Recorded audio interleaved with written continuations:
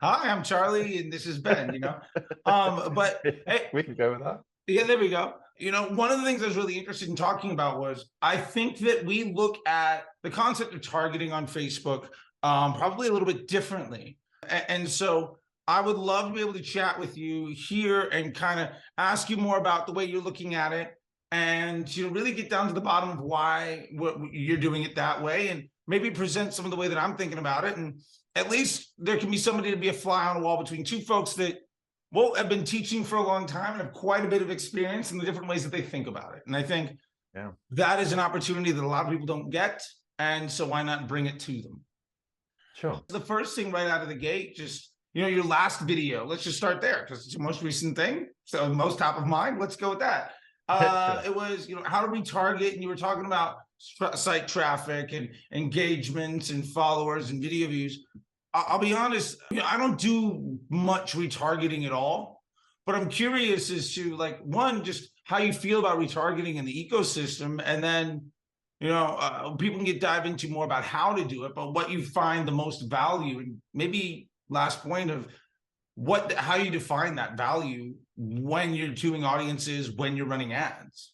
Yeah, so just retargeting in general, we have to say that it's less effective than it used to be pre-iOS 14.5. We still do a lot of retargeting. I'd say for most clients, there's going to be, a retargeting ad set in a campaign or a retargeting campaign within that. So typically, it's where we're going to see our best results on, say, a cost per purchase, cost per lead basis, depending on what we're advertising. I know you typically don't do a lot of retargeting. Well, from what I understand, is you're more going to do open targeting, and a lot of those people are going to be captured within everyone that's available, right? And they're going to be sort of by default retargeted. I think there's a lot of merit to that. I think where I like to specify some retargeting would be, well, we like to do that with most clients anyway. I feel there's a little downside to doing so. But I think where it becomes particularly important is in ad accounts where you're advertising something where building that relationship with the prospect becomes more and more important. So is it as important with, say, a low value e-commerce business? And by low value, I mean the products that you're selling, not necessarily the business itself. Right, No. of course. Like Yeah, something that's no, it's not. 20p, you know, Yeah. It's not might. going to be as important in that, right? Yeah. But if we're advertising, a $20,000 service, I think the opportunity there is, and sort of the need for it really, to get multiple exposures of whatever it is that you provide to your prospect is there. And I think that with retargeting, we're able to do that more accurately and be more confident that we're going to hit those people again and again. I got you. So with, you call it open, with respect to open targeting and how it's going to be, as you said, kind of doing it by anyway, Yeah. but less focused. Is it the lack of focus on those individuals that is really the pain point? So the lack of the ability to control the funnel that is what you're trying to fix for? Yeah, I think it would be control, not necessarily the funnel, because I'm not the biggest fan of they have to do step A, step B, step C, that sort of thing. But I think when we specifically retarget, we can be more confident we're reaching people, perhaps with ads that don't immediately lead to a purchase or sale. If I think about the typical campaigns that we're running where we're using a lot of open targeting, we'll be running a sales campaign, let's say, and we're looking for those purchases. A lot of the times when we're running ads to retargeting audiences, we might be looking to do something with virtually no expectation that someone's going to take an action there and then. And I feel like if we were to leave that open, it's like, what are we really optimizing for here? We could just end up reaching anyone. Whereas if we're really specific with, okay, we're only going to retarget our email list or people who visited our website in the last 180 days, something like that. And we want to put this demonstration video of how our service is delivered or this customer testimonial in there. Now, we might, depending on the business of advertising, we might think someone's only going to go for this service when they're ready. They're not going to be interested until perhaps their life circumstances are there. I get a good classic example. You run an ad campaign for, say, like a divorce lawyer, right? There'll be people watching that content. Maybe they've checked out someone's website who, their marriage is a little bit rocky and they're sort of thinking, but they're not going to pull the trigger until, that's what they're actually doing. They are actually sort of separated and they've decided with their partner, okay, this is done. So in those circumstances, if we're retargeting those people, we're not going to be able to generate a lead until their life circumstances are ready. And we want to be able to put stuff in front of them again and again that means that when they are ready, that's the only business they want to work with. So that's the logic there. And that's quite a specific case, but I think with a lot of, particularly with service-based businesses, that becomes more and more important. No, I get that. Yeah, that makes a lot of sense. It's about, I mean, ultimately, I think the concept of retargeting and narrowing your focus and being is the focus is the priority of being top of mind when the decision needs to get made. And so that when somebody says, all right, I'm looking for this thing, you're the thing that they're like, all right, I'm not looking for this thing, I'm looking for this person or this service or this company to do it for me. Yeah. In a retargeting audience, let's say, I mean, what do you think is a typical conversion rate of a retargeting audience? If I have 1,000 people in a retargeting audience, how many people might buy? I mean, I think it's going to depend on there's so many variables there, right? So it depends on the price of the product. You know, there's tons that go into that. How warm is that audience, right? So, you know, there's warm audiences and then there's warm audiences. And someone who visited your website for 30 seconds 4 months ago is nothing in comparison to someone that watches everything you put out on Instagram, for example. Sure. And then different than somebody that added to cart yesterday and all of those things. Yeah. Let's say if I have a retargeting audience where 25% of those individuals are interested in what I'm doing, then I would also, my point to the unit economics is that retargeting audience is probably going to be more expensive, right? Like, let's say broad audiences, for the purpose of this conversation, let's call it a 20-pound CPM. And a retargeting audience is let's say 40-pound CPM, just to keep it hyperbolic and simple for the example.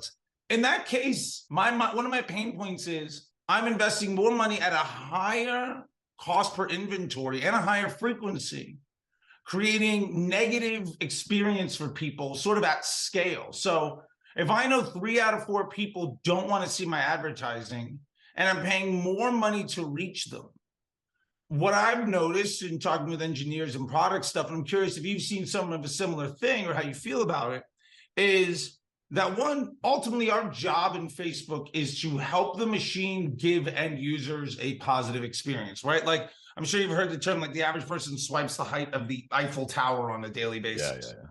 And so my issue isn't so much in trying to control the funnel, because I definitely believe in that. I definitely understand that you want to be top of mind, not controlling the funnel. And I believe in how you're thinking about it too. I think we're on the same page.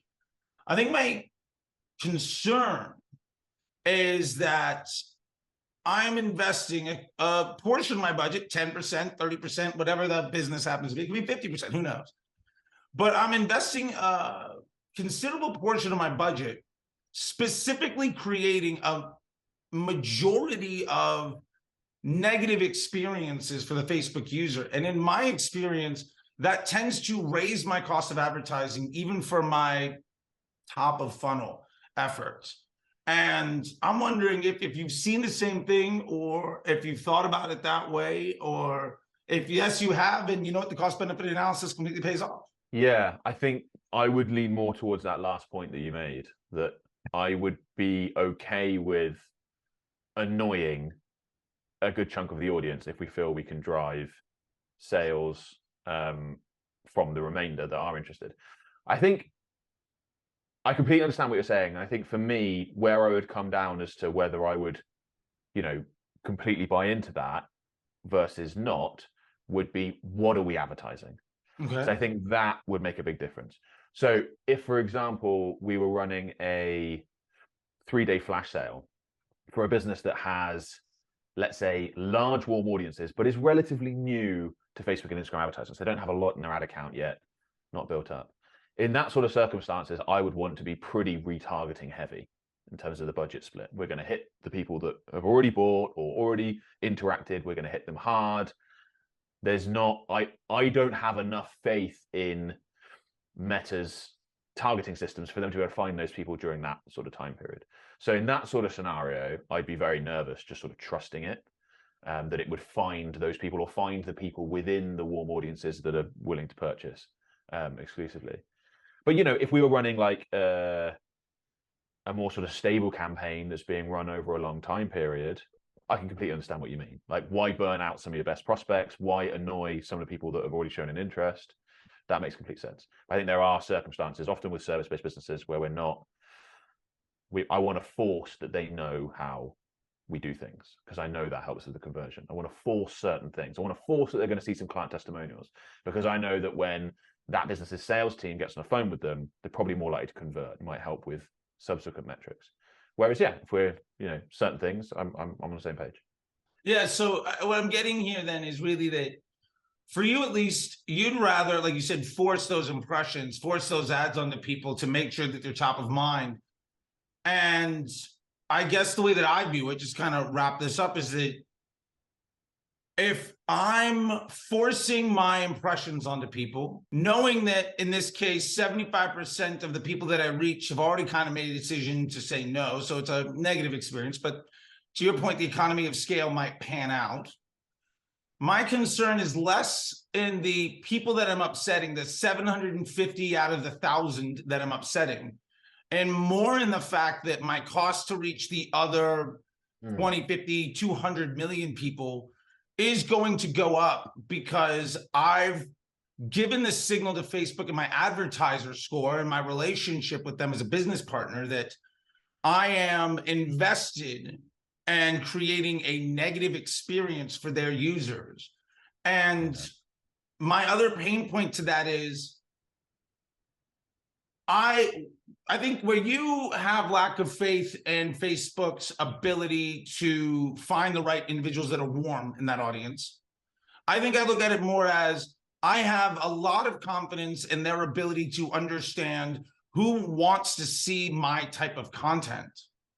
And I have way more confidence in that than I do that my audience is inclusive of those people to a fullest extent.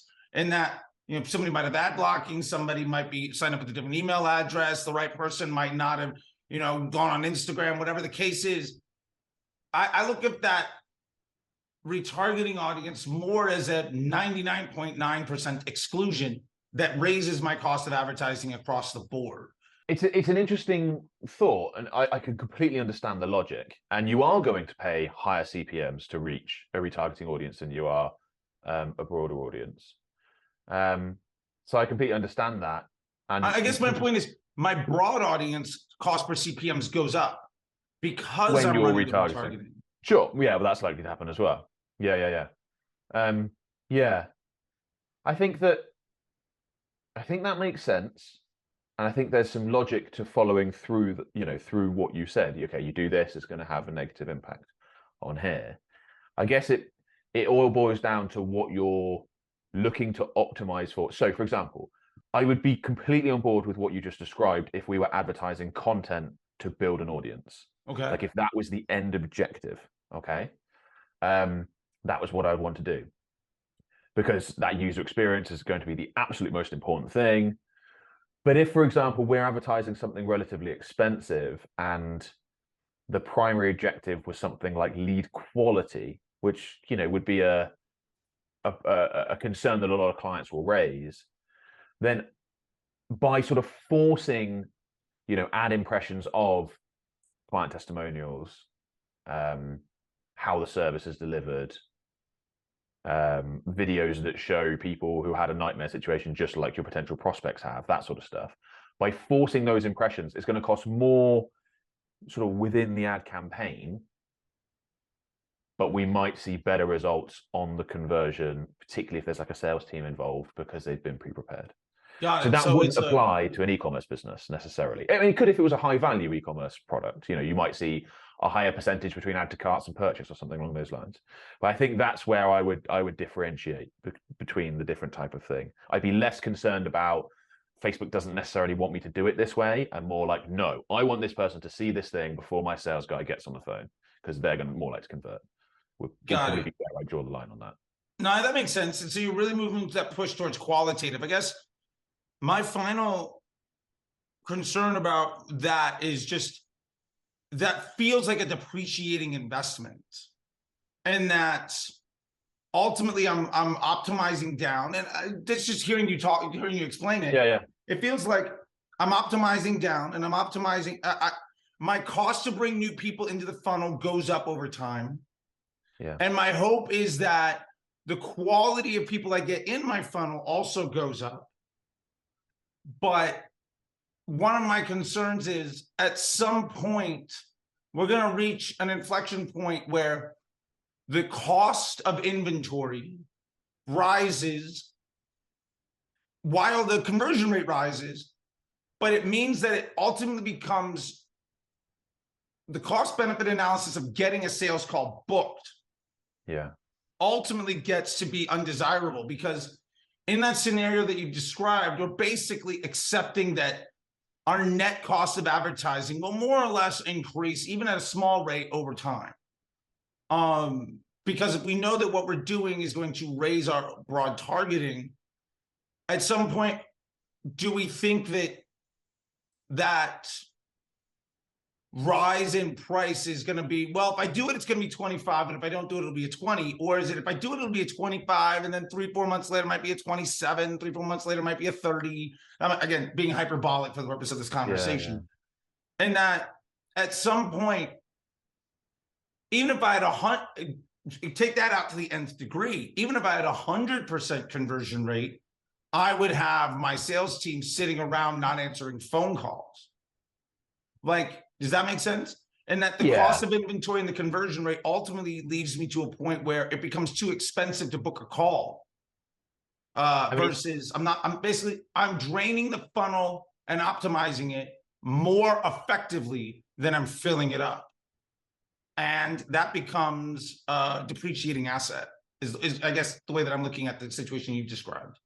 Yeah. So I think theoretically that could happen. I've never seen it, because I don't think you'd ever reach those levels. So there's a few factors going on. Firstly, your audience is going to, depending on your other marketing efforts, if we're talking about retargeting specifically, that audience is going to refresh itself to some extent. There's going to be ins and outs. So that helps prolong that. And also, I don't think we'd ever say reach a saturation point or get to the point where our retargeting audience was a large enough proportion of the overall target market where it then continues to just see the other cold audience targeting prices go up and up. Like, we just never really get there. And if we did, unless it was something really, really specific, I think the business would have generated so many leads and so much business that would be sort of a, you know, we've milked this one dry kind of effect, and we need to come up with a whole new offer anyway. So I understand the logic in theory. I would say we've not experienced that. We've not hit that critical mass to get to that point. I got you. Yeah. And I agree the critical mass there is probably going to be tough. I guess my point is that if we run retargeting, our broad targeting will go up in price. Eventually, we're just having our open targeting go up over time, no matter what. And if our retargeting audience is always 5,000 people, and our cost to fill it rises every couple of weeks, every couple of months, every year, the efficiency within that retargeting to close somebody has to get better and better and better, or I'm going to basically price myself out of the market. I think that's more of the point that I think I'm trying to get to, the way that I'm looking at this. Yeah. So if I give an example business, the way I would sort of think about that, you know, if I think of the businesses where I'm like, okay, we really need the retargeting, it's going to be really important, they're nearly always going to have very high average customer values. Like, we will retarget as well with other types of businesses, but where I think the ones that are like, okay, we need this because no one's going to commit to a $30,000 service if they haven't had those exposures. So I think what we typically find with those businesses is that the cost of customer acquisition, actually, the advertising cost as a proportion of what they generate is relatively small. Sure. And they may spend more on a sales team to get if I often will, if they pay on commissions or whatever, than it was to generate the equivalent leads that were necessary to generate that sale. So, you know, even if we had what you're describing, and let's say over, you know, the next, I'm trying to give a somewhat realistic time frame. It's even over the next 5 years. If we say the CPMs year over year are going to rise, continue. If we're going to assume the statement that I see all the time that, well, cost on advertising just goes up on Facebook every year. Yeah. I don't think we would see a large enough percentage increase for those sorts of businesses where it would be like a deal breaker. Got it. I think a lot of those, you might need to 10x your lead cost in order for them to be like, we can't do this anymore. Okay. And therefore, you know, that would just, you know, unless there's real shifts in like the overall cost. Got it. So in these situations, just the margin of unit economics allows such an investment because that's your business model. That is your low cost trigger. Whereas in, for instance, beauty products, you might get something landed for 78 cents, you sell for $200, and all of your margin, instead of on the sales team, goes to the advertising. Like, there's always something where you get your bread and butter made. I got it. So it's really for those business models where the cost per acquisition of the attention leaves so much margin that you're less concerned about it because there's something else going on in the business, whether it's, in this use case, a sales team or sales calls where you're getting it. I got you. Yeah. Those are the scenarios where I really feel like retargeting is very important. We will retarget in other scenarios. We will retarget for e-commerce businesses and things like that. Part of that might be that we just couldn't bring ourselves to not, like, we'd be unwilling to take that risk on a client account because we know that retargeting audience is going to deliver results. It's in those scenarios that I'd be very interested to test your theory. Obviously, it's sometimes difficult with client accounts because it's like, well, we're going to run this experiment on your account. They're like, hang on. I'd like to see what you've done for the last 3 years, you know? Yeah, and then you also face the issue of Facebook's a machine learning algorithm. You've invested heavily in teaching it. Think of it as an employee. You've invested heavily in teaching that employee to do a job very well. And now you're getting another employee that doesn't know how to do it nearly to the same level of efficiency. So there's an investment.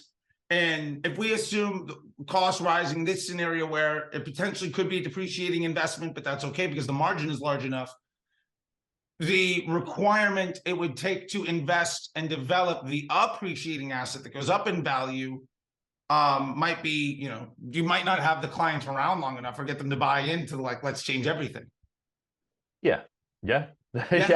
Makes total sense. And that's why I love it, because I think what you're talking about is a real agency scenario, or when you're doing it for somebody, or even marketers doing it for themselves. You know, what is the cost benefit analysis of changing lanes, right? Of thinking about things differently. And you know, that's one of the big things that I see is when I tell people, you know, and I'm interested to hear about top of funnel stuff too, but when I get to people to broad targeting only, you know, one of the things I see people do all the time, it's a big mistake, is they just turn off everything they have and they run broad and they're like, well, this is way less efficient. And then they say it doesn't work. And the reason well, two things. One, like we're talking about training the machine to do the job really well. But two, I think the way that people measure their results is, I find that people do that in a way that is fairly flawed, and that I don't know, most marketers I talk to don't look at the incremental lift of their advertising. Instead, they're looking at the results by ad or by ad set or by campaign. I got into something with one of our friends in the Twitter sphere and YouTubers, and it was interesting. He said something along the lines of, I spent $1,000 on this ad and it had a ROAS of X. What should I do? Yeah. And my response was, well, what was the impact on your business? And their response was, well, we don't have any way of measuring what this ad's impact is on the rest of our business. And my reply to that is, well, then you don't have any data in order to make that determination. Because your CPA, your ROAS, isn't necessarily incremental sales volume, incremental revenue. You might have something that's really, really good at a CPA. And I appreciate that you're talking about cost per lead, cost per acquisition as a KPI here. But one of my concerns when people go to broad, and it was interesting when I was at this conference, I had this conversation about 5 times at a table in like 2 hours.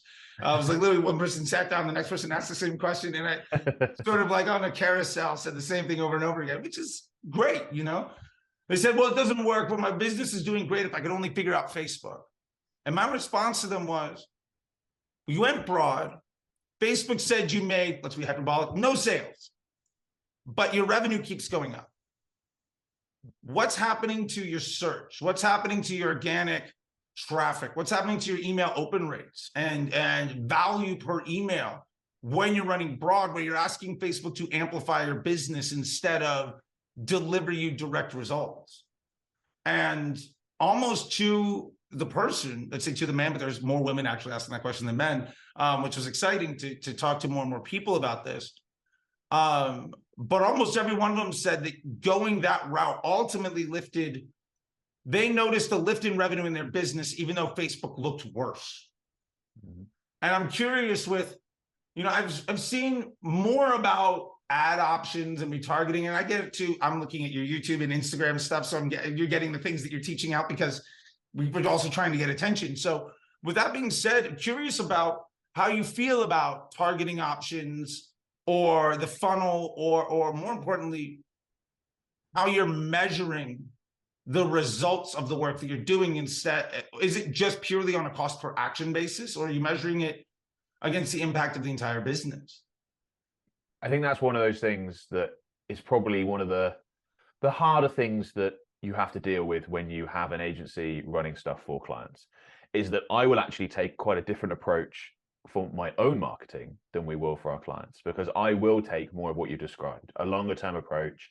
What is this doing overall? How are we doing overall? Not necessarily tracking every little thing. And, if I'm running ads for my own services or whatever, I'm not necessarily, okay, I'm trying to track through every single, oh, I ran a retargeting ad and it got me this many new leads. But okay, yeah, but if we just compare this month to when I was running the ads to last month when I wasn't, we're up significantly more, which is exactly what you described. Very hard to do with a lot of clients. Clients just aren't going to, I think actually a lot of clients just won't believe you. They'll sort of think that you're trying to over exaggerate the results you're delivering. So when we are running for clients, we are going to be more focused on the specific, how many leads do we generate? What did they cost? How many sales did we generate? What did they cost? And I would like to take a longer term approach. And some of them are okay with that, but not all. The best case scenario often is that you start off being like, look, we got you a 30% improvement in your ROAS. And you work with them on that basis for a year, and then they start trusting you a little bit more. But yeah, so I think that's a division. I often have this come up with like my video editors when I'm sort of creating videos, and they'll often want to use like snippets of some things that I do marketing my own business in like videos. And I say, oh, can we use this? And I'm like, well, the only thing is that's likely to pay off in 2 to 3 years time. And I'm not sure that many people are that interested in finding out about stuff that's going to pay off. For me, I'm happy to do that in my own business. But as if I'm like, teaching it or showing clients, not everyone's got that patience. So I completely agree. But yeah, it's just a different setup, I think, sometimes you have to do to keep people happy.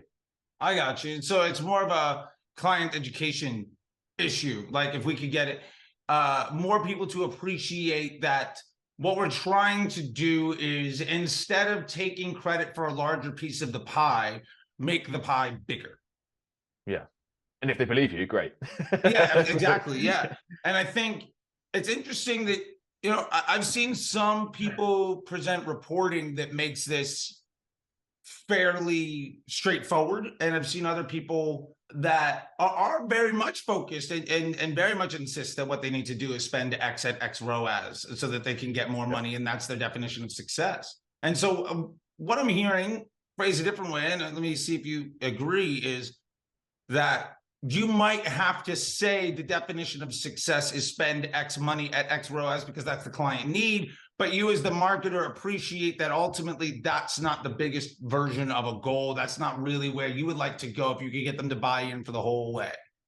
Yes, that is absolutely correct. Yeah, that is absolutely correct. I would rather people have that approach, and that's the approach I take with my own business. Given that I operate within an ads industry, the fact that I put so much time and effort into organic content and have done for 7 years now, that speaks to my own marketing. I'm going to take a longer term focus. And the first, 75, 100 YouTube videos I created did basically nothing, but they're laying the foundations that then builds the audience that then produces. So it's like trying to talk a client into that would be very, very difficult, but I can do it myself. So yeah, we have clients that are absolutely insistent on every single sale being attributed to one platform, because they'll be running multiple stuff and they want to know exactly where it comes from. And I often try and have to tell them, like, okay, imagine this scenario. Someone sees a Facebook ad. They click on it. 3 days later, they remember the name. They Google it. They go in. They're about to purchase. They don't manage it because they're waiting in line. A couple of days later, they see a display ad on YouTube. They click on that and they come to, and you could just keep going down the line on things that they do. And it's like, who gets that sale, right? Like what platform? Well, they probably all had a hand in making that thing happen. But there are those that just they want it one because they want to be able to take a look at all the various agencies or departments within their company that are doing things and go, you're producing this and you're costing this, and you're producing this and you're costing this. But like with any business, any positive profile raising of the company, the brand, or the main, let's say it's like a person-led company, the personal brand of that person is going to deliver massive returns over time. But yeah, as I said, not many people have that approach. I got you. Yeah, I agree with that. I always tell people the average customer journey is weeks or decades long. You didn't buy your car because of the salesperson at the car dealership, right? They're basically just they're a cashier more often than not. And the problem is every customer journey profile is different, right? You and I might buy the exact same thing, but that touch point of the Facebook ad and the YouTube ad and the search and the email are all wildly different. So it's effectively impossible to truly model each individual customer journey to say who gets credit for what. And I hear you on the pain point of trying to get the client to buy into that. And I think that's a pain point a lot of people have, although I love that for you, it's an appreciation of that's how we should be looking at it. Yeah. Although maybe that's not how we can get, our clients aren't there yet to appreciate that that's what we're doing. And I think that's a very real world example of you as a business are getting clients and this is what they're asking for. So you're delivering it, even though what they're asking for might not be exactly what they need, but you're also helping their business in general. And hey, at the end of the day, people are giving you their money to do a job. Your job is to deliver on what they need. And we can't all be completely blue sky altruistic with our end goals because, food costs money. Absolutely.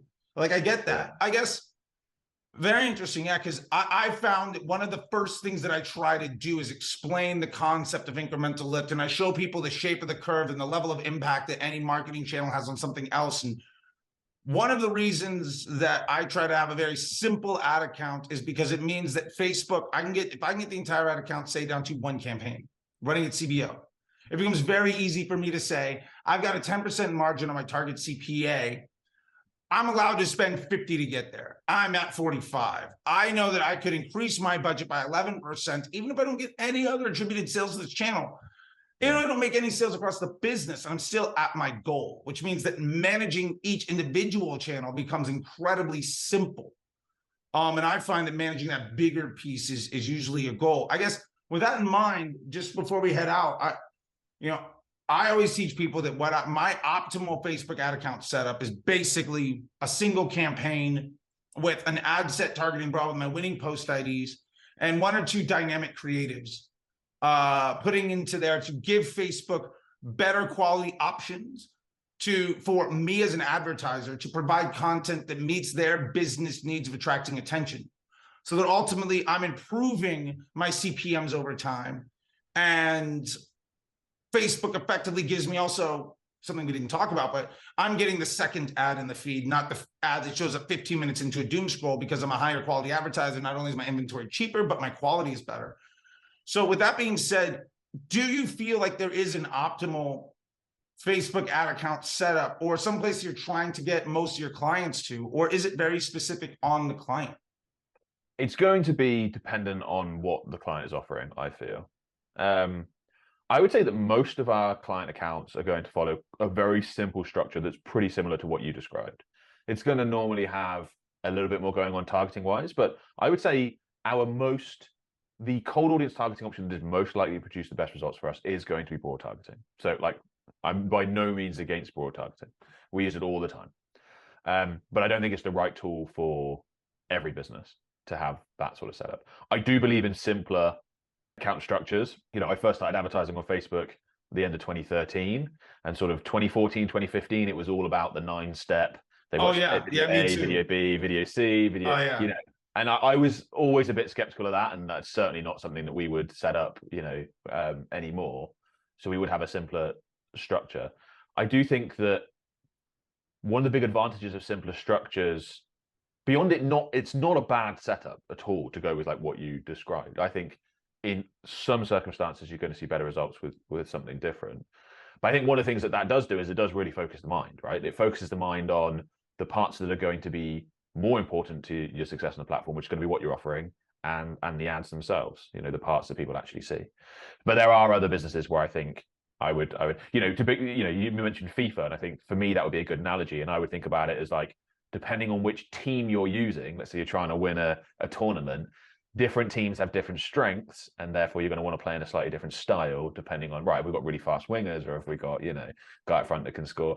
So there's all sorts of stuff like that. So I would say different businesses need different different sales funnel structures, and then that informs the ad account.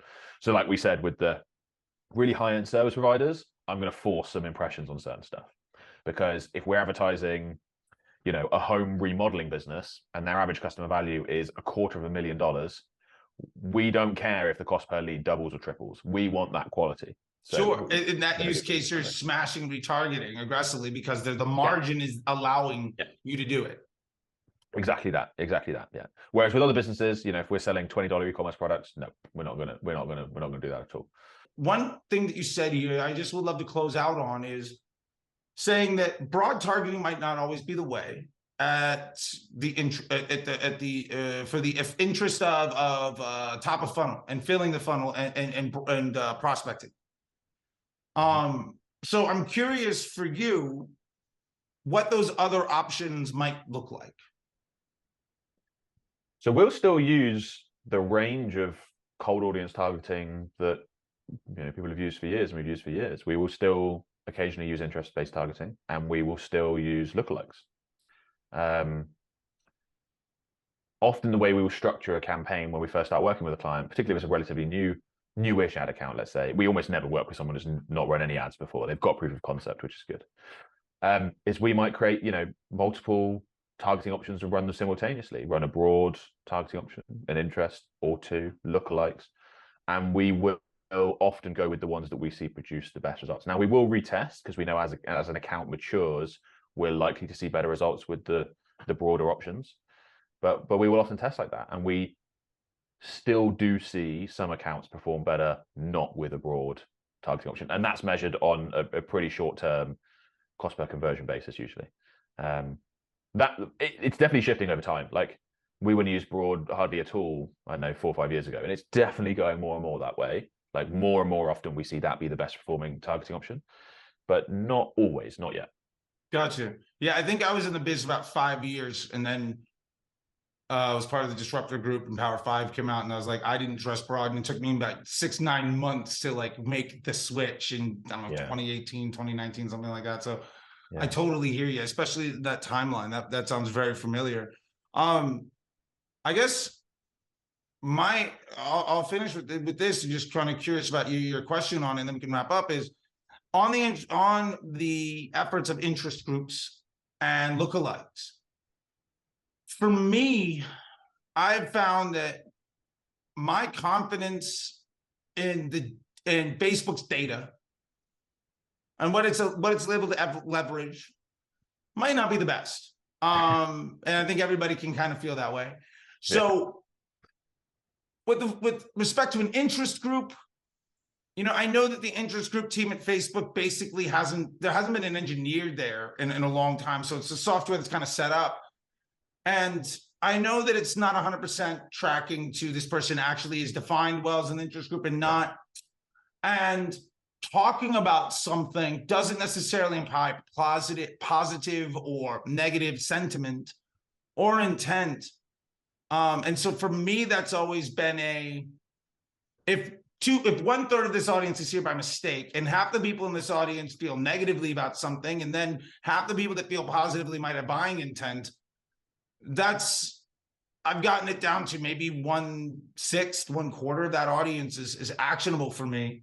And I know that I'm paying extra to reach them, because you were in Facebook back in the day when they showed you how much each one of those additional audiences, the Datalogics is going to add $1. This interest group is 28 cents, and they've hid that. I don't feel like the kids that's got in 2018 that are the new, you know, agency owners, because they got really good when it was a bull market, understand all of that.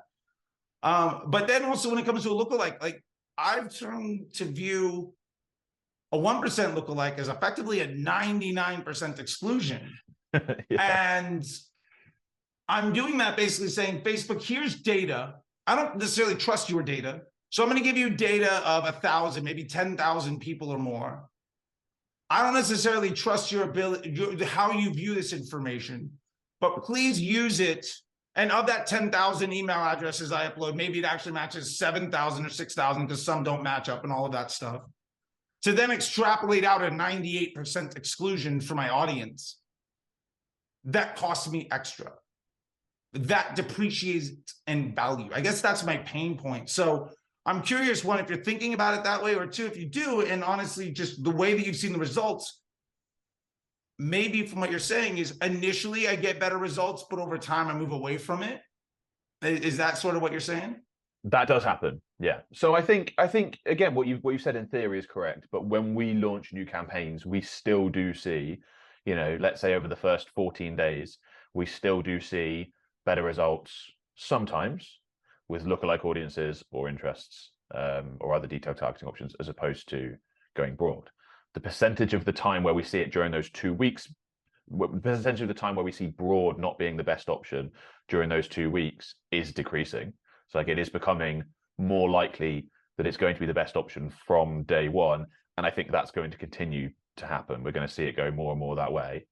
But we still see it. And whilst we still continue to see that, we're going to sort of be led by the data within that client's account and go that way. But yeah, we will retest because we know that as that account matures, as we get more conversions registered in it, we are more likely to move towards broad options. That is, and there's rarely going to be an account, like let's say we're not a high-end service advertiser here. We're advertising a lower end service, a digital business, an e-commerce business, something like that. Once that account has generated, let's say, thousands of conversions, we're almost certainly going to be broad targeting at that point.